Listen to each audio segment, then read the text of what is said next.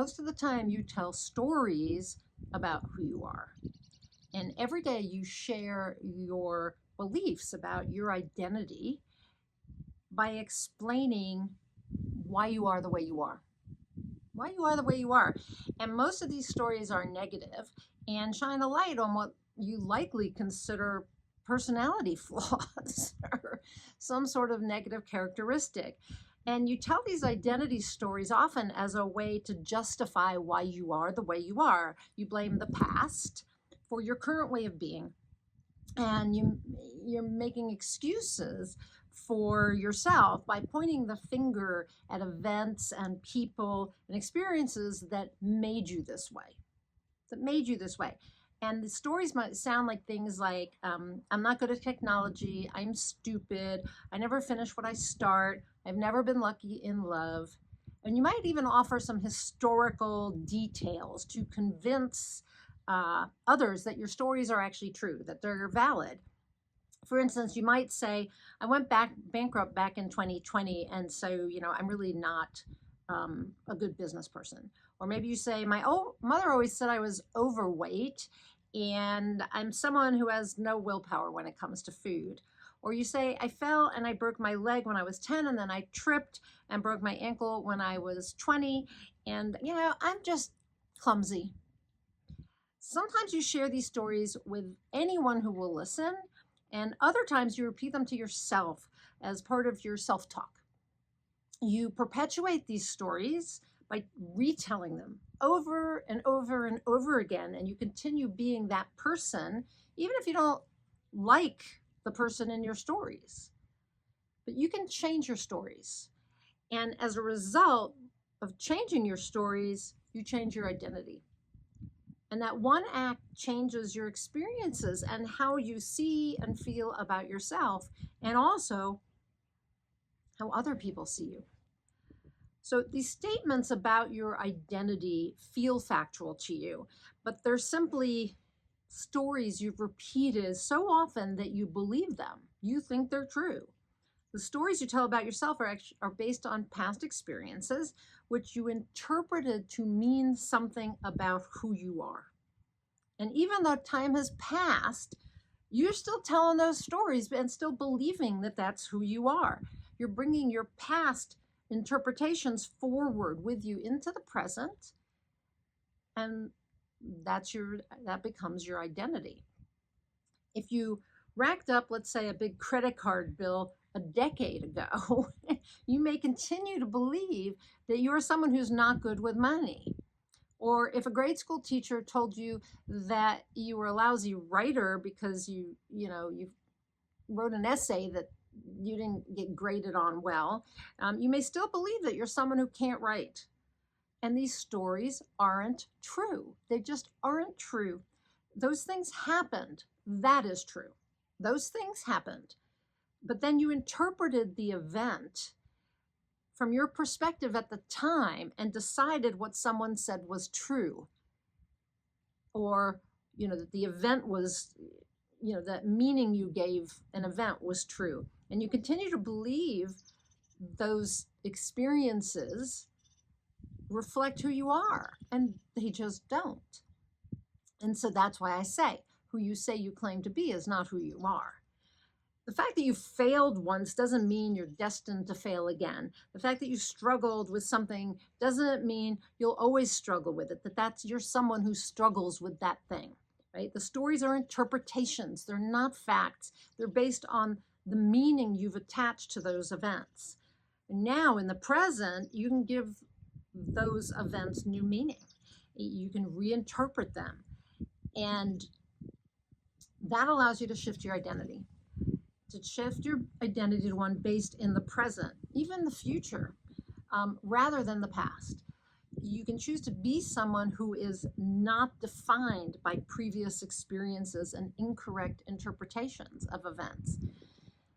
Most people live as though their identity is cemented in those past experiences. Those past experiences made them who they are.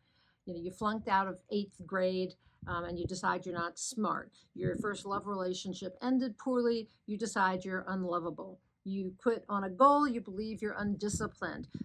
But your past is not who you are. It's just what you've been through. Your past is not who you are. It's what you've been through. Did it shape you? Of course. Are you your past? No. Unless you tell yourself you are, unless you keep telling those stories and claiming that that's who you are. When you identify with your past, you chain yourself to it, dragging it with you into every new situation. Identify with your present or your future instead. Tell stories about your present and your future, and you take yourself into a world of possibilities. And you can choose right now not to be your past. You can decide to stop letting it define you. You can stop telling those stories and claiming that that's who you are. So how do you do that? To create yourself and your life anew, follow these steps, okay? Notice the stories you tell. Just pay attention to recurring tales you tell about your life that indicate something about who you are, what you believe about who you are. Then become aware of the statements you make about yourself. Every time you say, I am blank, you state your identity. Third, question the validity of your stories and identity statements. Ask, is that actually true? Is that really who I am? Or is that just what I decided way back when? Number 4, find proof that your old stories are untrue. Search your past for experiences that dispute these identity stories. So for instance, if you are a bad writer, or if you think you're a bad writer, remember when you got an A on an English essay. If you believe you're someone who often fails to finish what you start, recall a time when you actually pursued a project to completion. Get proof that you aren't always who you say you are. And then 5, choose a new identity. If you want to be someone who's courageous, disciplined, loving, creative, claim that identity now. Decide to be that person from this moment forward. Declare, I am blank, and that is who you are. Okay, from that moment onward. And number 6 is to take aligned action based on that identity. You embody your new identity when you act from who you've chosen to be. So, even before it feels natural, you can still act from that place, from that identity. Adopt the mindsets and habits of someone who has that identity. Usually that happens sort of automatically. And then number 7, stop telling the old stories. Stop claiming you are that person from the past. You are no longer that person. You chose a new identity. So stop identifying with the past you and leave your past in the past and focus on being the person you want to be now and in the future. Telling stories about the past is a way to demonstrate who you are, keeps you bound to the past and who you were. As you realize who you say you are or were is just a story. And you can change that story in a moment, this moment, right now. The present is the place to transform your identity into who you want to be. The present is the place to transform yourself. And maybe it's even to choose an identity that you believe you need in order to achieve your goals in the future. Decide who you need to be now to create what matters to you in the future, right? So you have to be the person who can do the things to create what you want. So be that person now. That identity is not based on the past, unless it's a former version of yourself when you were able to achieve the results that you're looking for now. You can stop being the person you claim to be at any moment. Release the old stories, stop recycling the past, and choose a new identity aligned with the life that you want to create, with who you want to be. Who do you want to be today, right now? Who do you want to be in the future? Those are the identities you want to be choosing, and those are the stories you want to be telling about being that person. Choose that story and tell it all the time. Tell it to yourself. Tell it to anyone who will listen. Tell it until you believe it's true, and live that story, and then watch how your reality changes. you may be ready to stop being the person you claim to be and to start becoming who you truly want to be. However, it's possible that you feel unsure about how to do that, even though I gave you some steps. Maybe you still feel unsure about how to do that. And that's not uncommon. A lot of people feel that way. But the solution is simple. Get support. Get support. And I'm going to make a plug right here for my program, the Inspired Creator Community, which as I shoot this video, at the end of August 2025, the doors are open to the Inspired Creator Community. And this is a powerful personal and spiritual growth group coaching program. It's a curriculum, that is proprietary to me, coupled with coaching. And it provides an environment where diverse individuals come together to shed those old stories and claim new identities and consciously create lives that align with their deepest values. So for 6 months, you can be in this environment, in this container, and systematically move through the inspired creation method. This is my method that I have used to create change in my life and to adopt the identity of creator. So I give you the methodology, and you can step into being the creator of your life. That's a new identity for you, possibly, that, I am a creator. So doors to the Inspired Creator Community are open right now, but not for long. Registration closes on September 4th, 2025. Early action bonuses disappear on Sunday, August 31st, and only 9 spots remain. I only take 15 people, so I have a few more spots open as I shoot this video, and the next opportunity to join isn't until next year. So be sure that you get signed up, that you join the Inspired Creator Community as soon as you see this video. And if you see it after September 4th, reach out to me and let's get you at least on the waiting list. Or maybe if it's not before September 8th when the program starts, our first session is, we actually have orientation on September 4th, but maybe we can have a chat and see if there's anything that I can do to help you out.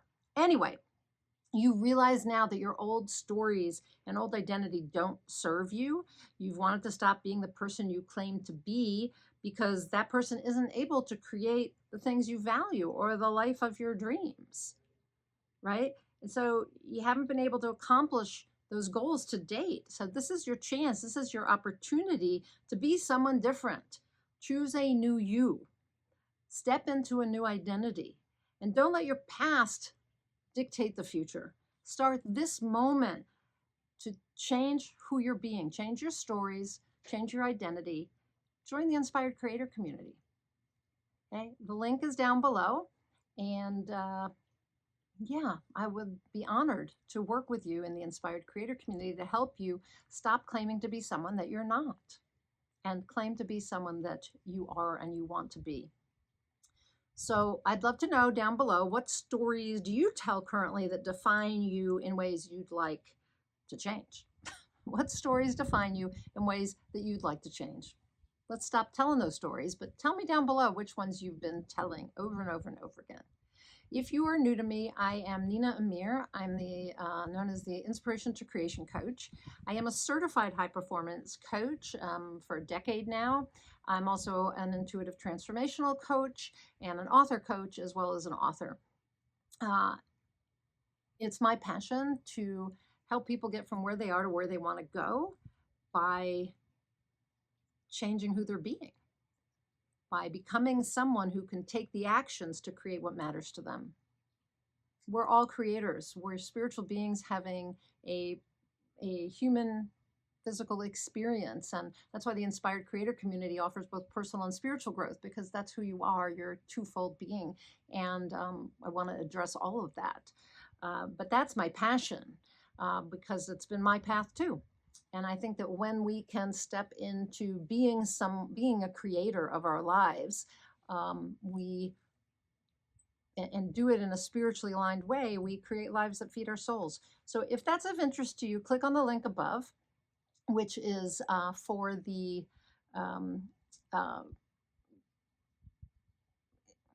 I was trying to decide whether I'm going to put a link up above for the Inspired Creator Community. I'm going to put the link up above for the 3 different ways to work with me. So if you see this, 2 months from now, you can at least get on the waiting list for the Inspired Creator Community, or you can choose to work with me one-on-one, because I do one-on-one work as well as the group work. So so click on the link up above that